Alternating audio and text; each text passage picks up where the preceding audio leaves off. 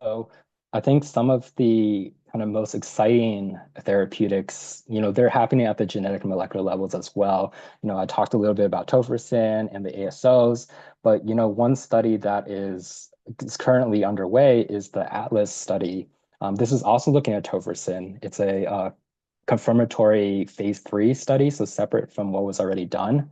And it's really designed to assess how starting tofersen in actually pre-symptomatic individuals, so people who haven't clinically manifest ALS, how tofersen can affect them. And so this study is particularly exciting because it'll tell us a lot about, not only whether we can treat disease, but if we're able to delay or, even prevent ALS from happening in those patients who are predisposed genetically to ALS. We're also seeing a lot of momentum in the cell and gene therapy space as well for ALS. And so, for example, therapies using CRISPR-based tools are being done to knock down pathogenic genes. Those are really rapidly moving forward in the preclinical stage, so they haven't really fully reached the clinical stage yet for ALS.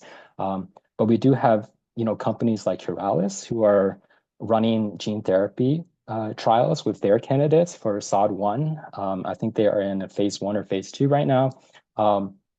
And at the Muscular Dystrophy Association, we've seen gene therapy advance for a number of our diseases, like Duchenne muscular dystrophy, for example. And it's great to see that ALS is starting to get into the picture for the gene therapy landscape. And I guess ultimately, even if these therapeutics are, successful or unsuccessful, these trials will really reveal a lot about kind of the underlying biology of the disease.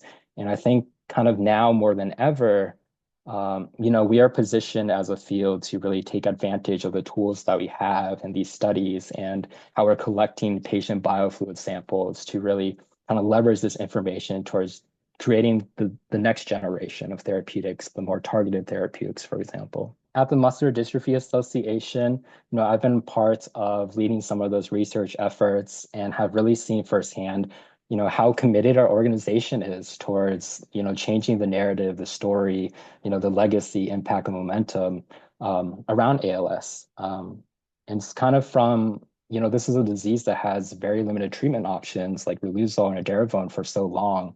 And now there's actually tofersen, which is an effective therapy for a small portion of the ALS population. And so kind of just this past March, MDA, we celebrated our 75th anniversary at our annual kind of clinical and scientific conference.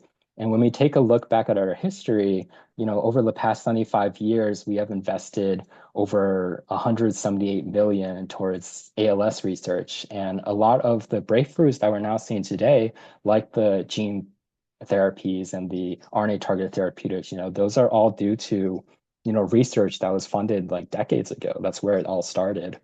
And what really makes kind of our work and our initiative so powerful is that we don't just focus on just like one initiative or one particular area. We're driving progress by funding various initiatives in ALS, including in research and in patient care and some of our advocacy initiatives as well. And so in terms of research, which I'm most involved with, our philosophy has always been to invest in kind of bold early stage research that, some may see as like really risky or maybe too risky to fund.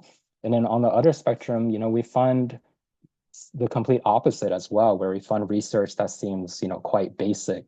But these are also essential studies that, need to be performed to advance the field.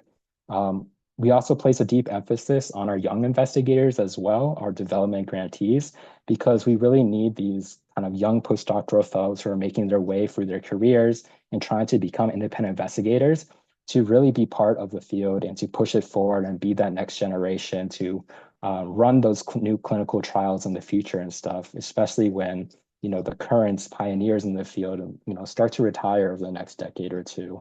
And not only research, MDA is a big part of care.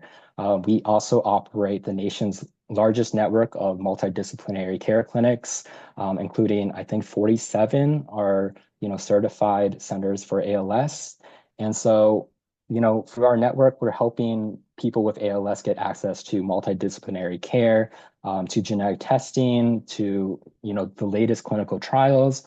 And really, all of these are critical for individuals with ALS so they can live longer, more independent lives and really not only navigate the physical stresses of the disease, but also the emotional and mental challenges that ALS presents itself.